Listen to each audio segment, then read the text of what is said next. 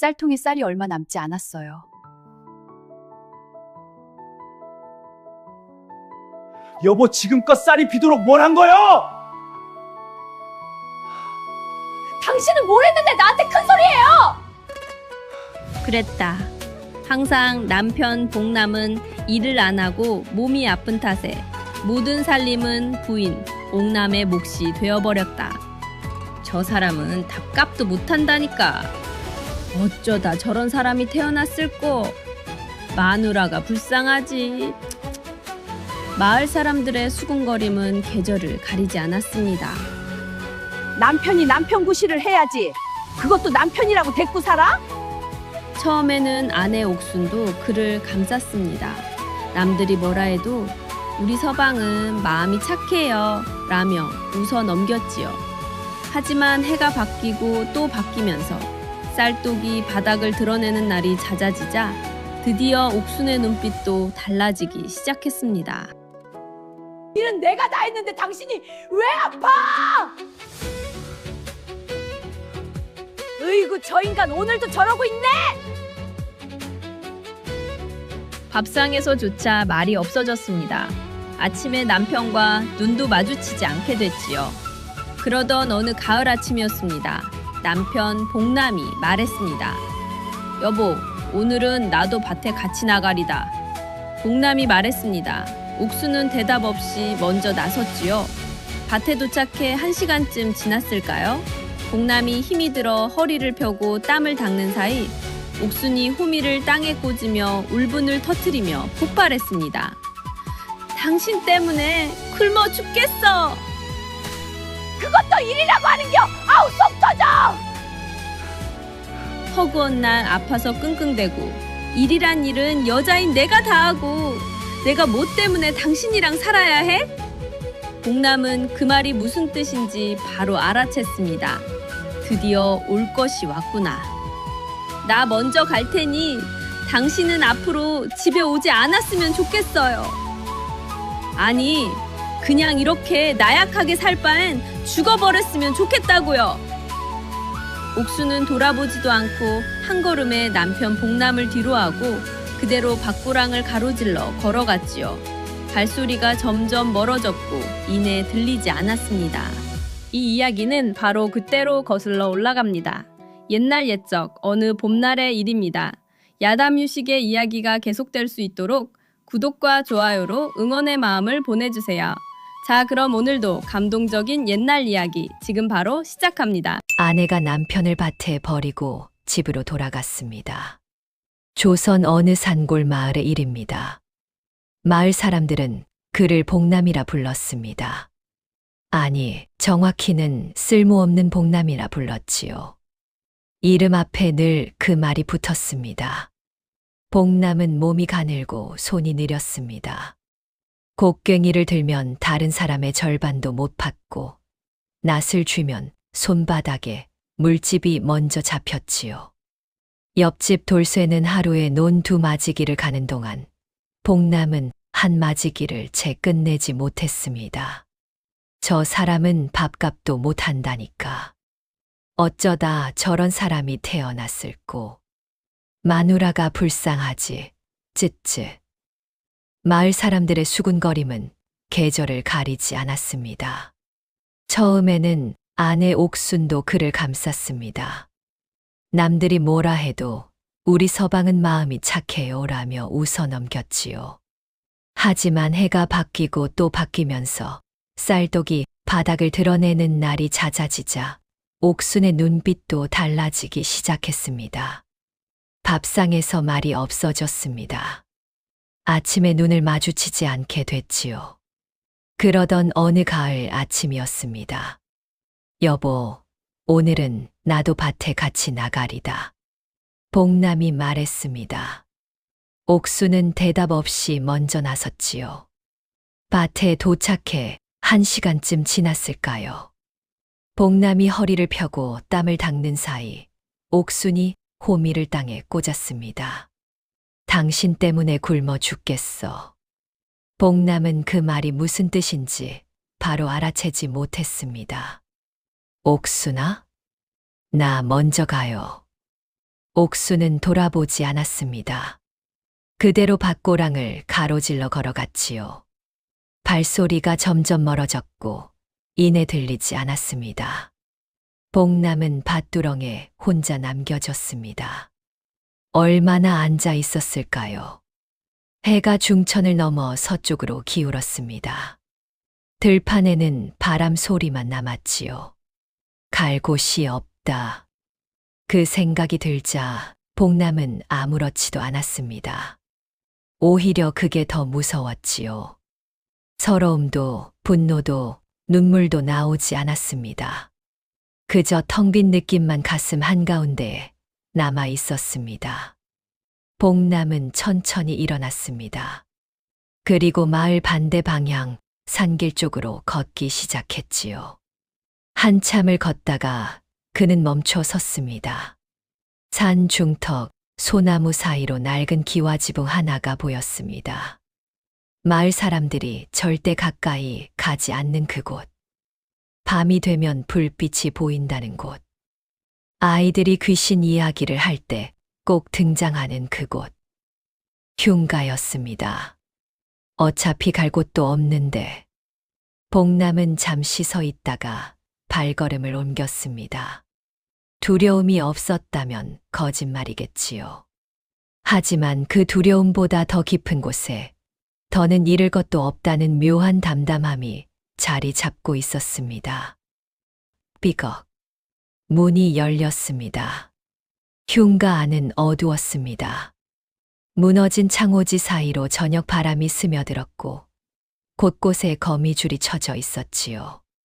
바닥에는 낡은 집더미가 흩어져 있었고 한쪽 구석에는 깨진 장독 조각들이 나뒹굴었습니다. 오래된 나무 냄새와 흙 냄새가 뒤섞여 코를 찔렀지요. 복남은 집더미 위에 자리를 잡고 앉았습니다. 등을 벽에 기댔지요. 이제 어떻게 하나? 생각이 꼬리를 물었습니다. 옥순의 뒷모습이 떠올랐다가 사라졌습니다. 마을 사람들의 비웃음 소리가 귓가에 맴돌았지요. 쓸모없는 복남이. 그 말이 가슴 어딘가에 박혀 있었습니다. 언제부터였을까요? 어린 시절부터였지요. 아버지도 그렇게 불렀습니다. 형도 그랬고 이웃도 그랬습니다. 너무 오래들어서 이제는 그 말이 자신의 이름처럼 느껴졌지요. 정말 나는 쓸모없는 사람인가? 대답이 나오지 않았습니다. 어느새 밖이 어두워졌습니다. 산 너머로 해가 완전히 넘어가자 흉가 안은 칠흑 같은 어둠에 잠겼지요. 복남은 집더미를 끌어모아 몸을 웅크렸습니다. 바람 소리가 더 크게 들렸고 어디선가 부엉이 우는 소리도 들려왔지요. 그냥 자자. 내일 생각하자. 눈을 감으려는데 그때였습니다. 바싹. 복남은 눈을 번쩍 떴습니다. 소리는 바깥에서 났습니다. 발자국 소리였지요. 한 명이 아니었습니다. 둘, 아니 셋은 되는 것 같았지요. 발소리가 조심스러웠습니다. 일부러 소리를 죽이고 있는 것이 분명했지요. 귀신인가? 복남은 숨을 참았습니다. 심장이 쿵쿵 뛰었지요. 그런데 귀신은 문을 두드리지 않았습니다. 삐거덕 소리와 함께 문이 열렸고 사람의 모습이 들어섰습니다. 하나, 둘, 셋. 모두 3명이었지요. 손에는 작은 등잔불을 들고 있었습니다. 복남은 집더미 뒤에 몸을 최대한 낮췄습니다. 등잔불이 자신 쪽으로 향하지 않기를 빌었지요. 다행히 3사람은 복남이 있는 쪽에는 눈길도 주지 않았습니다. 반대편 구석으로 가서 등잔을 바닥에 내려놓고 서로 마주 앉았지요. 그리고 낮은 목소리로 이야기를 나누기 시작했습니다. 다 준비됐나? 이번 달 안에 끝내야 해. 더 늦으면 들킨다. 쌀은 어디 숨겼어? 창고 이중 바닥 아래. 아무도 모른다. 복남은 귀를 바짝 세웠습니다. 쌀, 창고, 숨긴다. 무슨 말인지는 몰랐지만 심상치 않았지요. 복남은 숨을 죽이고 계속 들었습니다. 이번엔 얼마나? 20가마는 될 거야. 20가마. 그 많은 걸 어떻게 빼돌려? 걱정 마. 관가 놈들 이미 손 써놨어. 복남의 등에 식은땀이 흘렀습니다. 관가. 손을 써놨다. 이건 단순한 일이 아니었습니다. 쌀을 빼돌리는 것도 모자라 관아까지 연루된 것이었지요. 이 사람들이 누구지? 등잔불 빛이 흐릿하게 세 사람의 얼굴을 비췄습니다. 복남은 눈을 가늘게 떴습니다. 그리고 그 순간 심장이 내려앉았지요. 알았습니다. 세 사람 중 한 명이 나치겄습니다. 마을에서 가장 땅이 많은 사람. 가을마다 소작농들에게 도지를 거두는 사람. 마을 사람들이 머리를 조아리는 사람. 최 부자였습니다. 최 부자가 쌀을 빼돌리고 있었다. 복남은 입을 틀어 막았습니다. 마을에 흉년이 든 지 2해째였습니다. 봄에 씨앗을 뿌려도 여름 가뭄에 논이 타들어갔고 가을에는 거둘 것도 없었지요. 소작농들은 도지를 내지 못해 땅을 내놓았고 아이들은 허기진 배를 잡고 울었습니다. 그런데 그 와중에 최 부자는 관아에 낼 구휼미를 빼돌리고 있었던 것이었지요. 마을 사람들이 굶고 있는데 복남의 손이 떨렸습니다. 두려움 때문만은 아니었습니다. 지금껏 느껴보지 못한 뜨거운 무언가가 가슴속에서 올라오고 있었지요. 그때 최 부자가 말했습니다.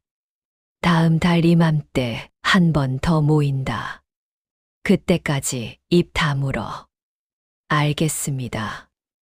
만약 누가 알게 되면 알지. 두 사람이 고개를 끄덕였습니다. 등잔이 꺼졌습니다. 세 사람의 발소리가 멀어졌지요. 복남은 한동안 움직이지 못했습니다. 어둠 속에서 무릎을 끌어안은 채 앉아 있었지요. 어떻게 해야 하나? 아무것도 모른 척 내일 아침 이곳을 나가면 그만이었습니다. 자신은 이미 버려진 사람이었으니까요. 마을이 어떻게 되든 그게 자신과 무슨 상관이 있겠습니까? 하지만 굶주린 아이들의 얼굴이 떠올랐습니다. 도지를 못 내 땅을 빼앗기던 이웃들의 모습도요. 나는 쓸모없는 사람인가? 복남은 눈을 감았습니다. 오래, 아주 오래 생각했지요. 날이 밝았습니다. 흉가 창호지 틈으로 새벽빛이 스며들었지요. 복남은 뜬 눈으로 밤을 지새웠습니다. 집더미 위에 앉은 채로 동이 트는 것을 바라봤지요. 머릿속이 복잡했습니다. 말해야 한다. 아니, 말하면 안 된다. 두 생각이 밤새 싸웠습니다. 말했다가 최 부자 귀에 들어가면 어떻게 될지 몰랐지요. 관아까지 손을 써놨다는 말이 계속 귓가에 맴돌았습니다. 나 같은 쓸모없는 사람 하나 없애는 걸 식은 죽 먹기겠지. 하지만 반대로 이런 생각도 들었습니다. 어차피 버려진 몸이다. 더 잃을 게 뭐가 있나. 복남은 천천히 일어났습니다. 무릎이 뻐근했지요. 흉가문을 밀고 밖으로 나오니 아침 공기가 차가웠습니다.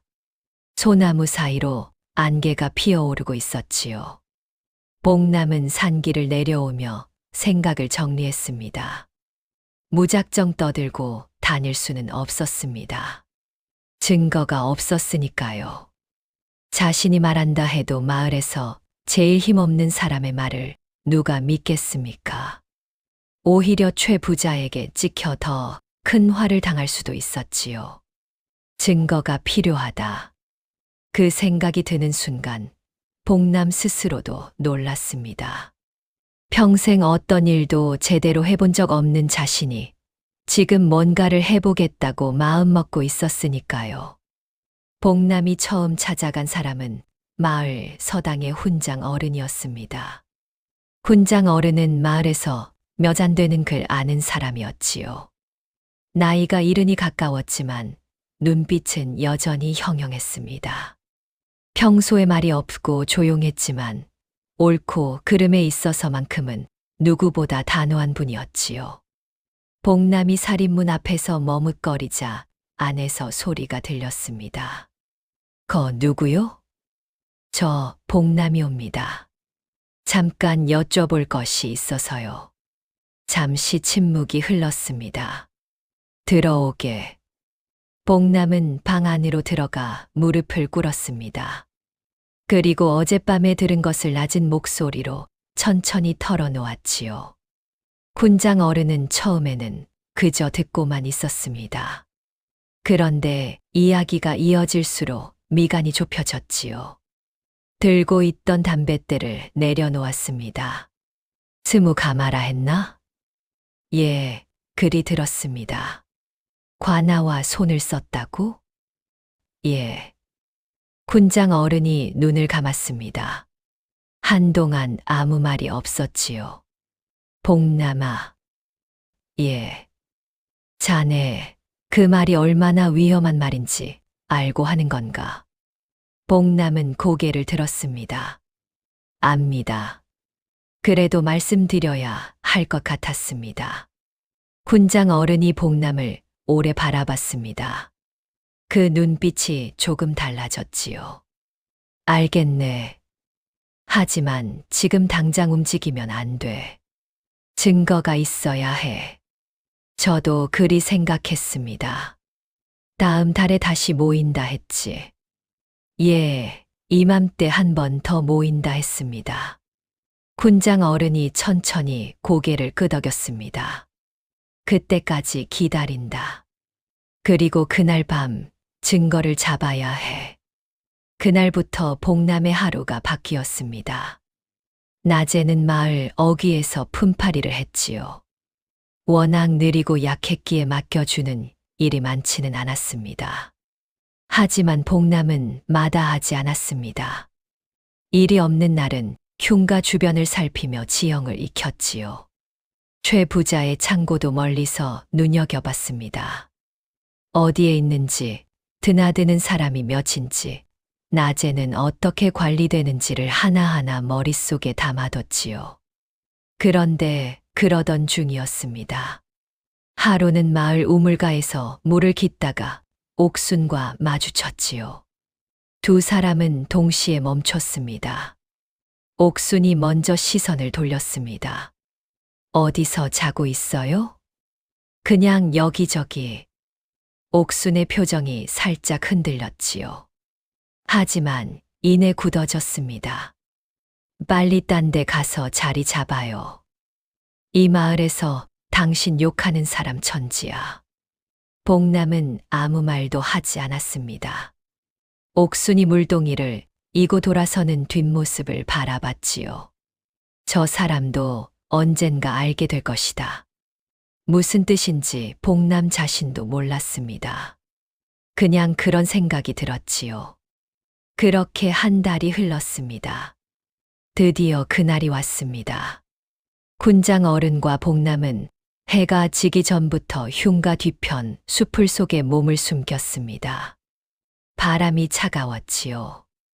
두 사람은 말없이 기다렸습니다. 밤이 이슥해질 무렵이었습니다. 발소리가 들렸습니다. 이번엔 3명이 아니었습니다. 5이었지요. 더 늘었군. 훈장 어른이 낮게 중얼거렸습니다. 5사람이 흉가 안으로 들어갔습니다. 이번에는 목소리가 조금 더 컸지요. 자신들밖에 없다는 확신이 있는 것 같았습니다. 이번에 빼돌릴 양은 30 가마다. 30. 지난번보다 늘었잖아. 어차피 굶어 죽을 놈들 몇 가마 더 준다고 달라질 거 없어. 복남의 주먹이 쥐어졌습니다. 군장 어른이 복남의 팔을 지그시 눌렀지요. 아직. 두 사람은 계속 들었습니다. 장소, 날짜, 이름들이 오갔지요.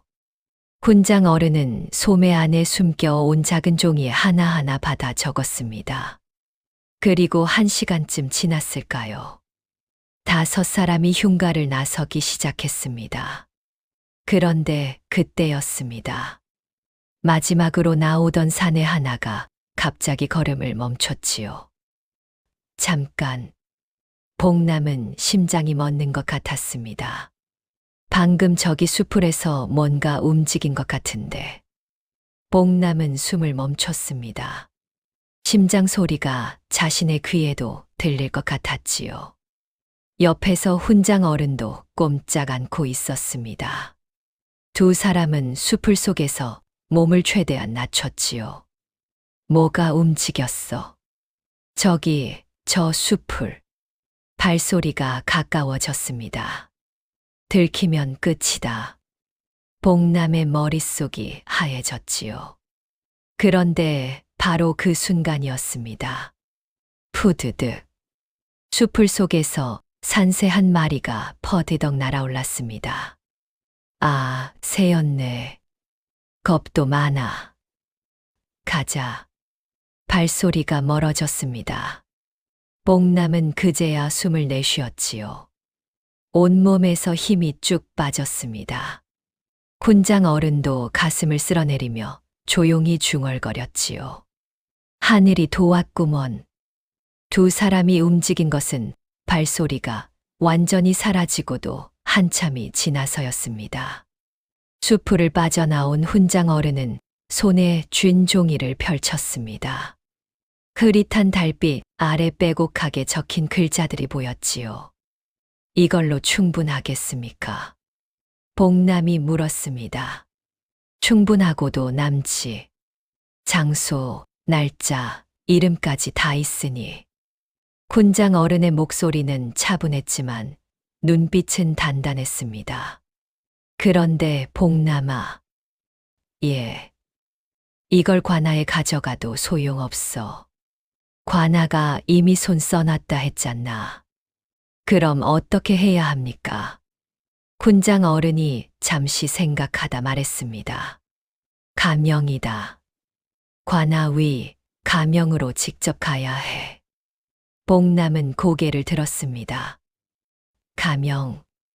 이 마을에서 사흘은 걸어야 닿는 곳이었지요.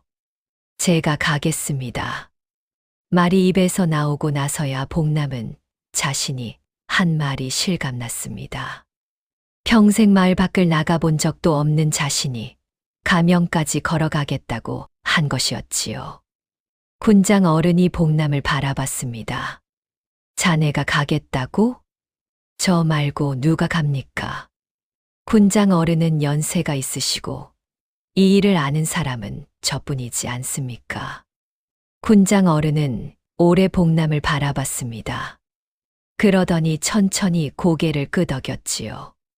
조심해야 해. 최 부자 쪽에서 눈치채면 위험해. 압니다. 낮에 움직이지 말고 새벽에 출발해. 예. 군장 어른이 종이를 접어 복남의 손에 쥐어줬습니다. 이게 자네 목숨보다 소중한 거야. 잃어버리면 안 돼. 복남은 두 손으로 받아 품 안 깊숙이 넣었습니다. 그런데 바로 다음 날이었습니다. 복남이 출발 준비를 하고 있을 때 마을 쪽에서 소란스러운 소리가 들려왔지요. 무슨 일인가 싶어 마을 어귀로 나가봤더니 사람들이 웅성거리고 있었습니다. 훈장 어른이 쓰러지셨대. 어젯밤에 갑자기 쓰러지셨다는데 많이 편찮으신 거래. 복남은 그 길로 훈장 어른 댁으로 달려갔습니다. 훈장 어른은 방 안에 누워 있었지요. 얼굴이 창백했고 숨소리가 거칠었습니다. 곁에서 제자 하나가 수건으로 이마를 닦아드리고 있었지요. 복남이 다가가자 훈장 어른이 눈을 떴습니다. 가느다란 목소리로 말했지요. 복남아, 예, 어른. 괜찮으십니까? 가야 해. 지금 당장. 하지만 어른이 이러시니 나 때문에 늦으면 안 돼. 군장 어른이 복남의 손을 잡았습니다. 힘이 없었지만 눈빛만큼은 단호했지요.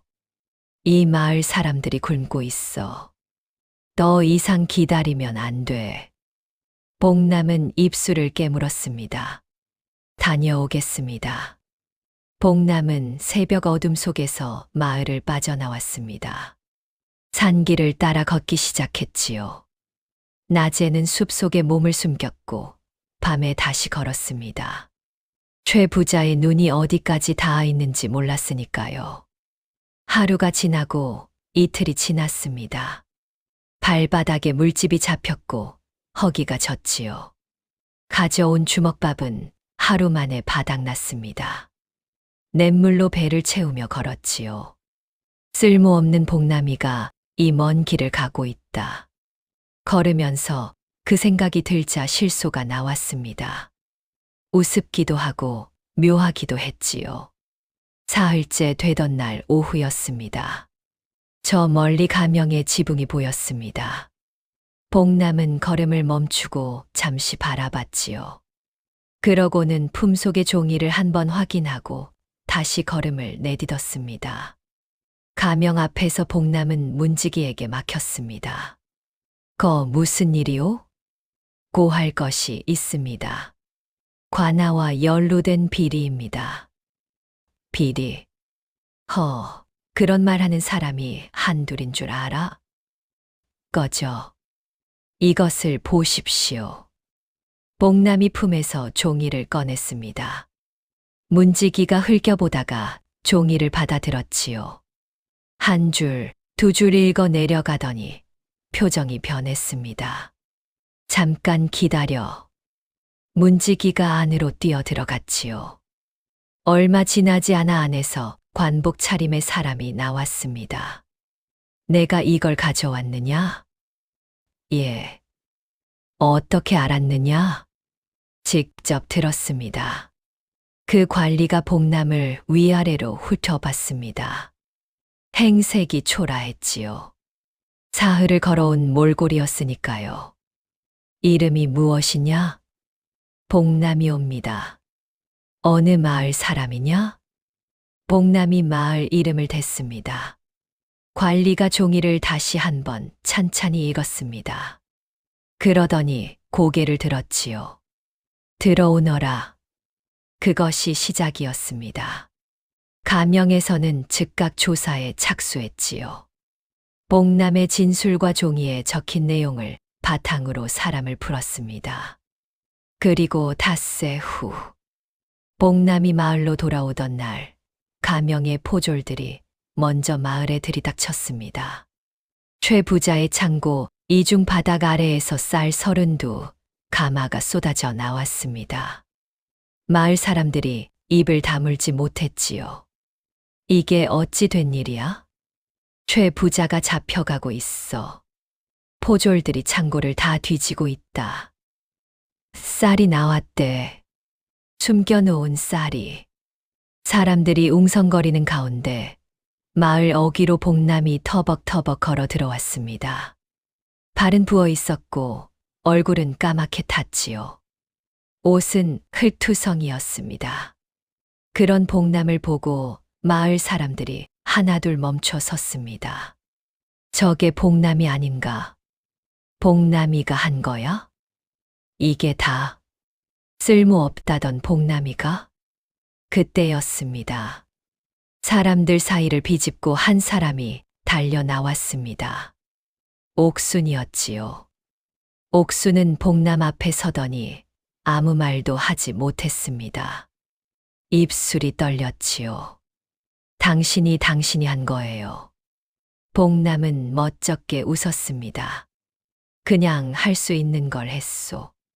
옥순의 눈에서 눈물이 떨어졌습니다. 그런데 바로 그때 복남도 예상하지 못한 일이 벌어졌습니다.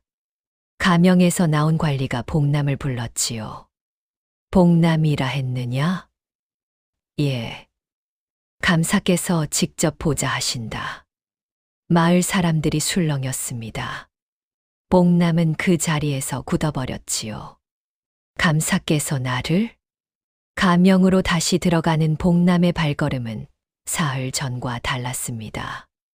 그때는 두려움 반, 결심 반으로 걸었지요. 지금은 무슨 마음인지 스스로도 잘 몰랐습니다.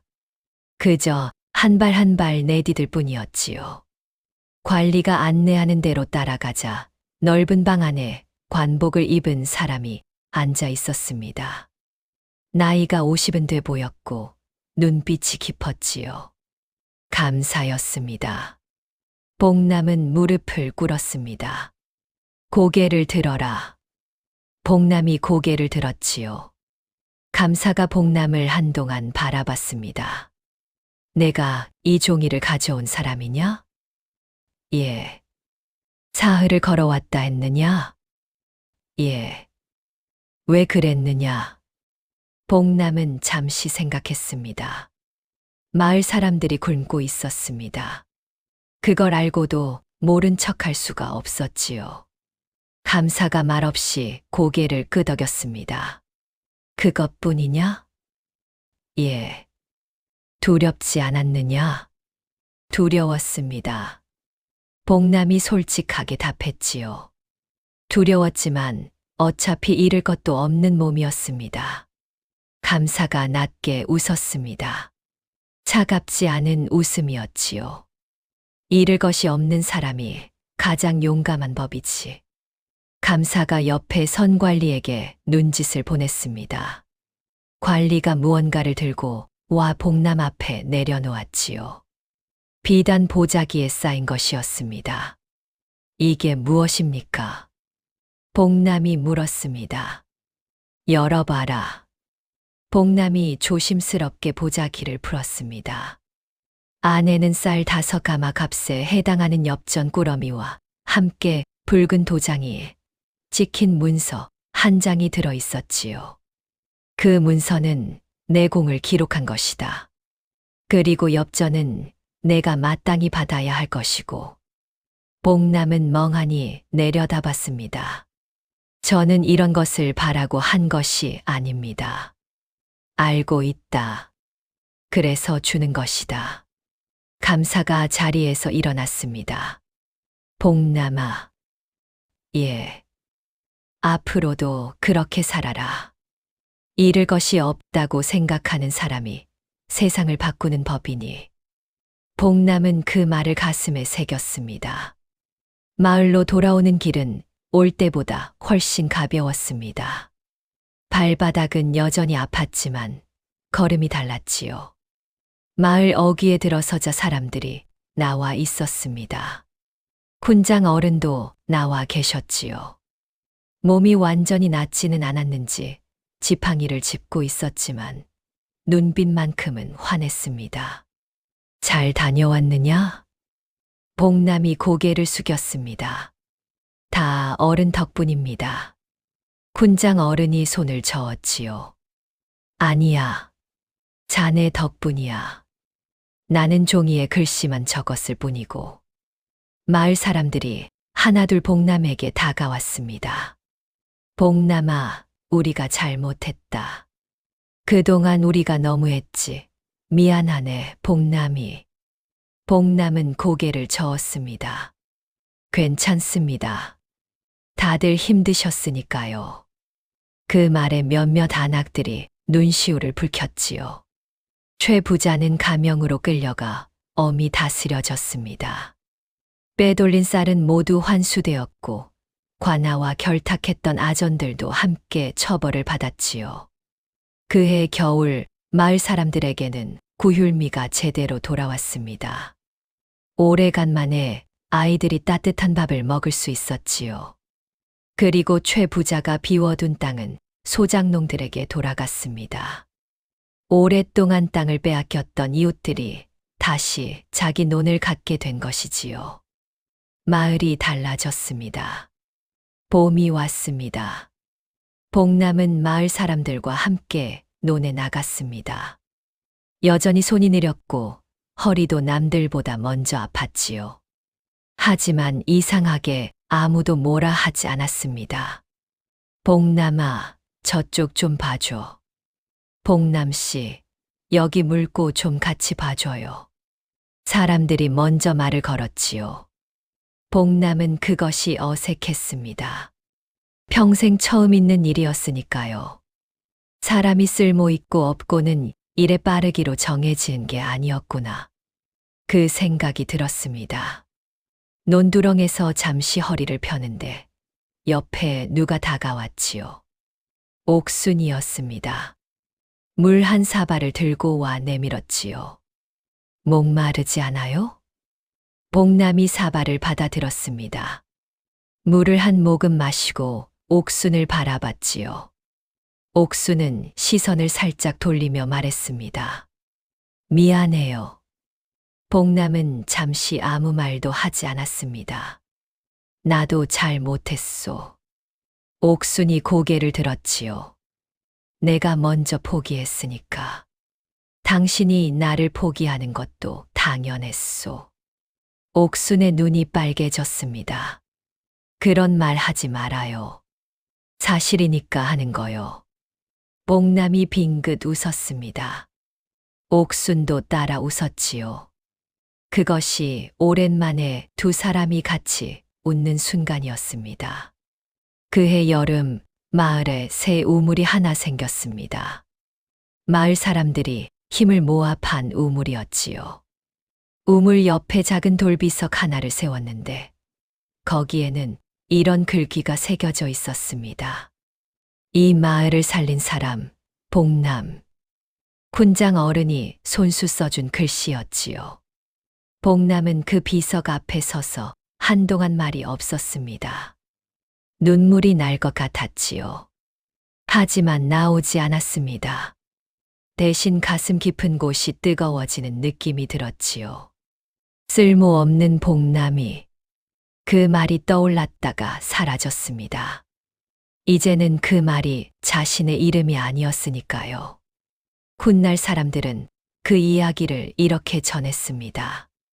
밭에 버려진 사내가 마을을 살렸다. 어떤 이는 웃으며 들었고 어떤 이는 고개를 끄덕이며 들었지요. 그리고 이야기를 다 들은 사람들은 하나같이 같은 말을 했습니다. 그 사내가 쓸모없었던 게 아니라 우리 눈이 틀렸던 거지. 복남은 끝내 농사 잘 짓는 사람이 되지는 못했습니다. 여전히 느렸고 여전히 약했지요.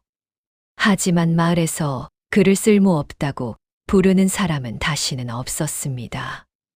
밭에 버려진 것은 복남이 아니었습니다. 복남을 향한 마을 사람들의 편견이었습니다.